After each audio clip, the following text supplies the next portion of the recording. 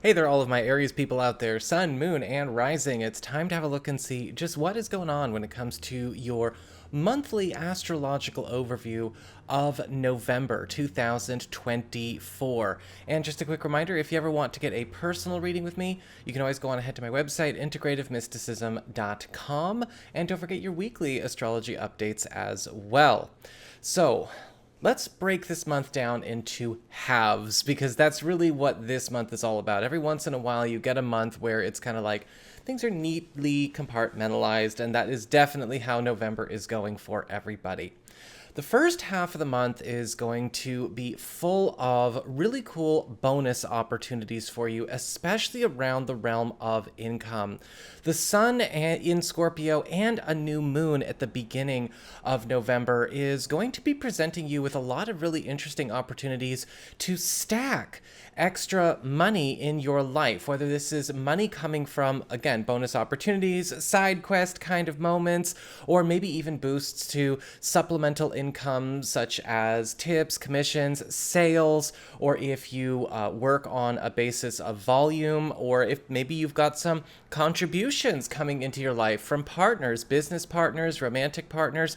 Things are also going really well for them, and then therefore what's good for them is what's good for you, because there seems to be some kind of new income stream or income gift getting piled on in your life. We also have Mars entering Leo at the very beginning of the month, and this is your area of romance, as well as, of course, your relationships with your kids, and creative enterprises.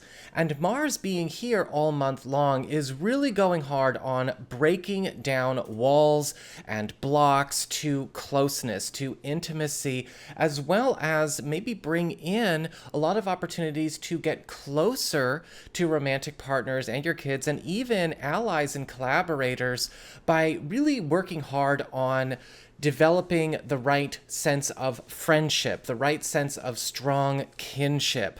However, there likely will also be some constructive conflicts brought around by Mars as well. Venus and Mercury in the start of the month and for the first half of the month are working together in the sign of Sagittarius. And so this is also going to be bringing in some kind of opportunity for more adventure, really getting you out of your comfort zone, closing long distances, both in your social life and your professional life, and also bringing in a really strong new intellectual and spiritual element to your closest relationships, and possibly even your job. And so it's a very expansive first half of the month.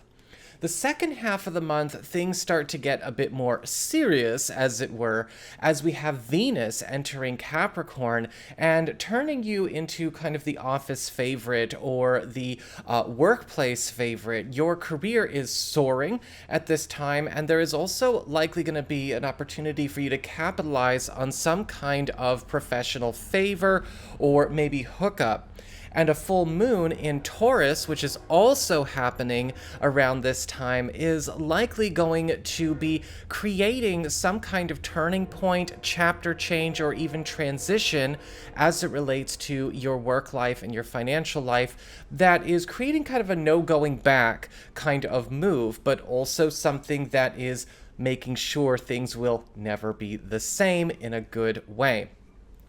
We have two outer planets going direct, closing up the big retrograde season.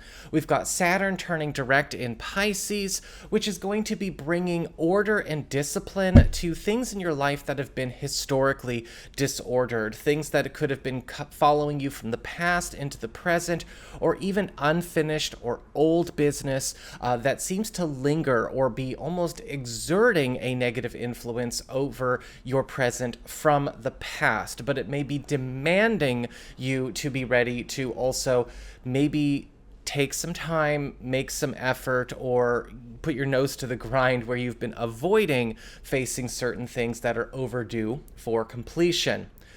Speaking of overdue, we've also got Pluto entering Aquarius And this is where he's going to be staying for the next 20 years. Pluto is finally leaving Capricorn, and he will not be there again for the next, 2 centuries and plus more years. So we're not really going to be going through a lot of the same anymore. With Pluto entering Aquarius, your social life is going to be going through a lot of transformations. This is the friends, the community, the support system, the guys, the gals, and we're seeing a lot of overdue transitions and release, as well as even destruction of binding or adversely obstructive influences that have maybe been around you, or speaking what can and can't exist, or speaking on what can or can't exist in your life.